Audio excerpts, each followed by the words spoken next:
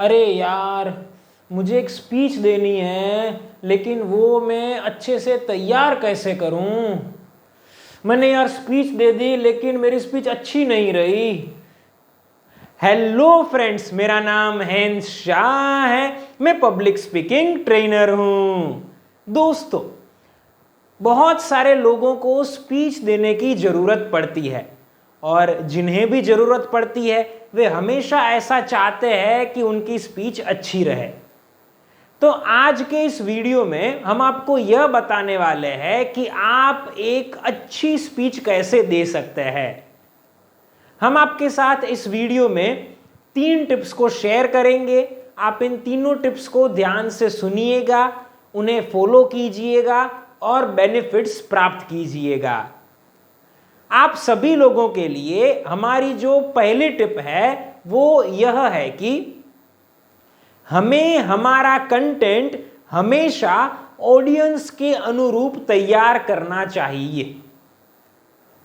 जब भी हम स्पीच देने वाले होते हैं तो हमारा कंटेंट ऑडियंस के अनुरूप होना बहुत जरूरी है। बहुत सारे लोग ऐसा करते हैं कि उन्हें स्पीच देनी होती है तो स्पीच को किसी भी प्रकार से तैयार कर देते हैं या फिर कहीं से कॉपी कर लेते हैं या किसी से तैयार करवा लेते हैं और अपनी स्पीच को जो है वो रेडी करके स्पीच को डिलीवर करते हैं। हमें भी बहुत सारे लोगों के कॉल आते हैं और लोग हमें कहते हैं कि सर, मुझे एक स्पीच तैयार करनी है तो उसमें मुझे हेल्प कीजिए ना। तो हमें उन्हें कहना पड़ता है कि हम जो है वो रेडीमेड स्पीच जो है वो तैयार करके आपको प्रोवाइड नहीं करते हैं, आपको ही वैसे तैयार करते हैं कि आप किसी भी टॉपिक के ऊपर स्पीच को डिलीवर कर सके। तो यहाँ पर हमें यह ध्यान में रखना है कि ऐसे जो है वो कभी भी स्पीच को तैयार नहीं करनी चाहिए। अब यहाँ पर जो है वो कंटेंट हमेशा जो है वो ऑडियंस के अनुरूप होना चाहिए। स्पीच को जब हम डिलीवर कर रहे होते हैं तो ऑडियंस जो है वो हमसे डिसएंगेज्ड न हो जाए, हमसे एंगेज्ड रहे, यह चीज बहुत जरूरी है। कुछ उदाहरण के माध्यम से यह चीज को समझते हैं। मान लीजिए कि आपको जो है वो किसी फेस्टिवल पर स्पीच देने की जरूरत पड़ती है। उदाहरण के तौर पर आपको अंतरराष्ट्रीय योगा दिवस पर स्पीच देने की जरूरत पड़ती है। अब यहां पर उदाहरण के तौर पर आपके सामने जो ऑडियंस है वो है स्टूडेंट्स। अब आप जब बोलेंगे योगा के बारे में तो आपको वैसी चीजों को रखनी है कि जो स्टूडेंट्स से रिलेटेड हो या स्टूडेंट्स को जो काम आ सके या स्टूडेंट्स को जो है वो समझने की इच्छा हो। क्योंकि योगा जो है उसमें बहुत सारी चीजें कवर हो सकती है, उसमें एडवांस लेवल तक की भी कुछ बातें आती है। अगर वे बातें हम स्टूडेंट्स को बताएंगे तो स्टूडेंट्स जो है वो सुनना पसंद नहीं करेंगे और जल्दी से डिसएंगेज्ड हो जाएंगे। तो यह जरूरी है कि स्टूडेंट्स को जो है वो सुनने में मजा आए, वैसी चीजों को हम उनके सामने रखें। सिमिलरली मान लीजिए कि आपको कोई डे सेलिब्रेशन पर बोलना है। आपको उदाहरण के तौर पर बाबा साहेब आम्बेडकर जयंती के ऊपर बोलने की जरूरत पड़ती है और आपके सामने जो ऑडियंस है वो एडल्ट ऑडियंस है। एडल्ट में भी जो है वो उदाहरण के तौर पर जो है वो कपल्स है, फैमिली है, वो आपके सामने जो बैठे हुए हैं। तो आप जो उनके सामने कैसा कंटेंट प्रस्तुत करेंगे?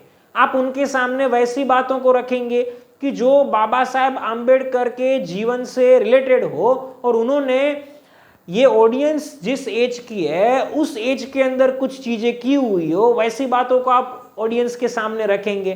तभी जो ऑडियंस उन चीजों को स्वीकार कर पाएगी और उन्हें जो फॉलो कर पाएगी। तो कंटेंट हमेशा जो ऑडियंस के हिसाब का होना चाहिए।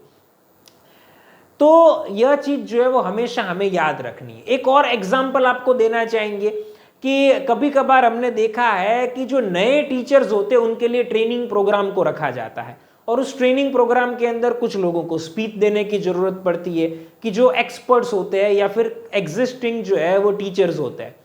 तो उन्हें जो है वो कैसे बोलना चाहिए? उन्हें कभी भी अपनी स्पीच को जो है वो तैयार करते समय वैसी चीजों को नहीं रखनी चाहिए कि जो चीजें इनसे जुड़ी हुई न हो।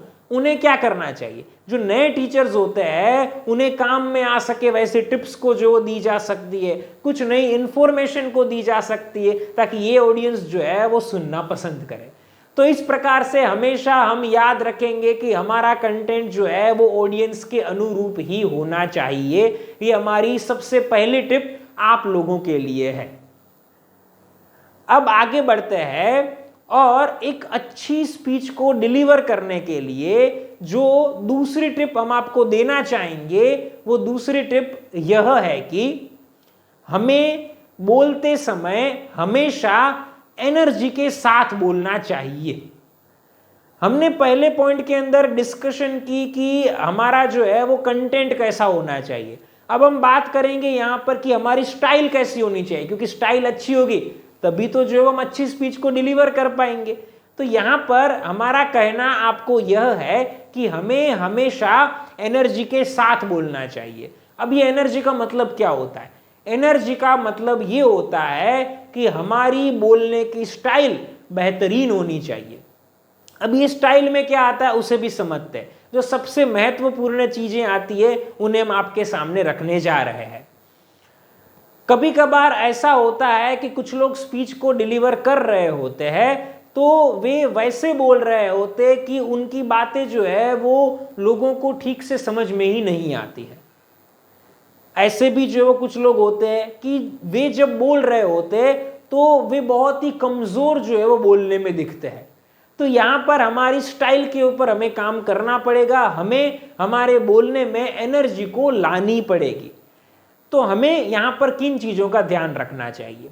जब भी हम बोल रहे हैं तब हमारी जो आवाज है वो आवाज के अंदर वॉइस मॉड्यूलेशन होना चाहिए।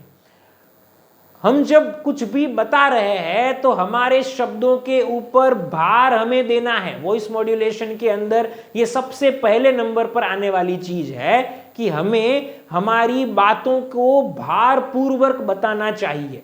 जो भी शब्द हम बोल रहे हैं उसके ऊपर वेट देकर हम जो है वो बोलेंगे कि जिसके कारण हमारी बातें इंपॉर्टेंट है वैसा सामने वाले लोगों को फील हो सके। उसी प्रकार से हमारे बोलने में हमारी बॉडी लैंग्वेज भी अच्छी होनी चाहिए। तभी हम जो है वो ऐसे दिखेंगे कि हम जो है वो कमजोर नहीं है। जब हम बोल रहे हैं तब जो है वो हमारा जो हेड है वो स्ट्रेट होना चाहिए। हमारा जो चेस्ट का पार्ट है, हमारे जो लेग्स है वो भी जो है वो बहुत ही एनर्जेटिक है वैसे दिखने चाहिए। वो जो है वो मजबूत है वैसे जो है वो दिखने चाहिए। अगर हम जो है वो हमारे हाथों की मूवमेंट नहीं कर रहे हैं तो हमें करने की कोशिश करनी है, और अगर हम कर रहे हैं तो याद रखना है कि वो हाथों की मूवमेंट स्ट्रांग होनी चाहिए। ये सब चीजें अगर हम करेंगे तो हमारे बोलने में एनर्जी है वैसा सामने वाले व्यक्ति को महसूस हो पाएगा। तो ये हमारी आप लोगों के लिए दूसरी टिप है कि जब भी हम बोल रहे हैं तब हमें एनर्जेटिक रहकर बोलना चाहिए। और उसमें भी खास किन चीजों का ध्यान रखना चाहिए? तो हमारे शब्दों के ऊपर भार देना चाहिए, मतलब कि पिच का इस्तेमाल करना चाहिए। और हमारी जो बॉडी है, बॉडी लैंग्वेज है, वो बहुत ही स्ट्रांग दिखनी चाहिए। तो इस प्रकार से हमारी बात दूसरे मुद्दे के बारे में हुई। अब एक बेहतरीन स्पीच देने के लिए इस वीडियो की तीसरी और आखिरी टिप हम आपको देने जा रहे हैं, और वो टिप यह है कि हमें हमारे कंटेंट में ग्रुपिंग करना चाहिए। दोस्तों, जब हम हमारी बातों को रख रहे हैं तो यह चीज भी बहुत इंपॉर्टेंट है कि हमारा प्रेजेंटेशन कैसा है। प्रेजेंटेशन का मतलब क्या होता है?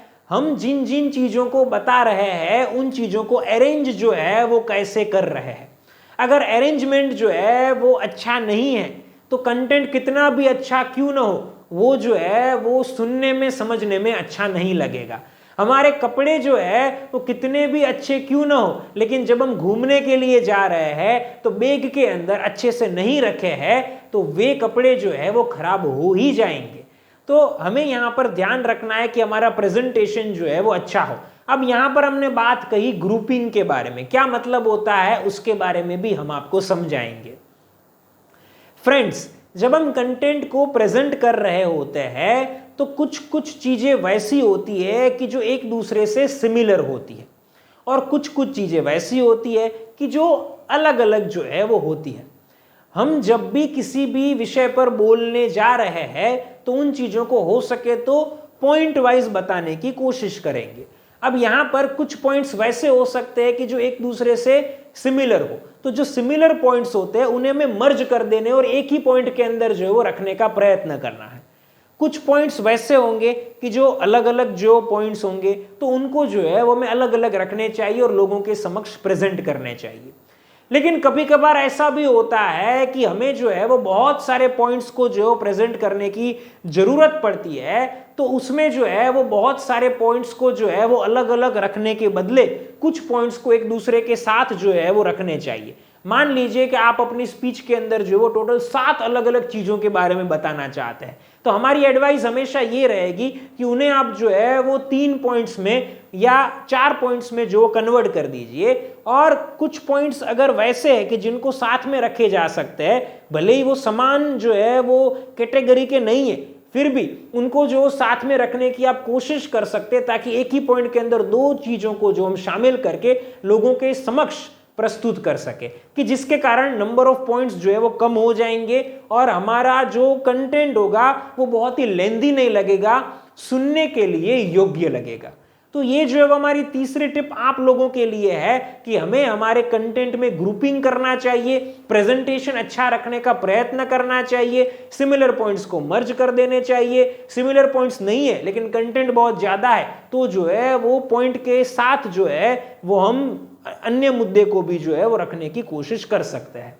तो ये जो है वो हमारी तीसरी टिप आप लोगों के लिए थी। फ्रेंड्स, इस प्रकार से हमने आपके साथ 3 टिप्स को शेयर की कि जिनकी मदद से आप एक अच्छी स्पीच डिलीवर कर सकते हैं। इस वीडियो में तो हमने आपको सिर्फ यह बताया कि आपको जो है वो अच्छी स्पीच को डिलीवर करने के लिए कौन सी टिप्स को फॉलो करनी चाहिए, कौन सी 3 बातों का ध्यान रखना चाहिए। लेकिन अगर आप चाहते हैं कि हम अच्छी स्पीच देने के लिए बहुत सारे जो टॉपिक्स होते हैं, बहुत सारे जो कॉन्सेप्ट्स होते हैं, उन्हें आपके साथ शेयर करें, आपको जो है वो उनकी प्रैक्टिस करवाए और आपको एक बेहतरीन पब्लिक स्पीकर बनाए, तो आप हमारे online live public speaking course को ज्वाइन कर सकते हैं।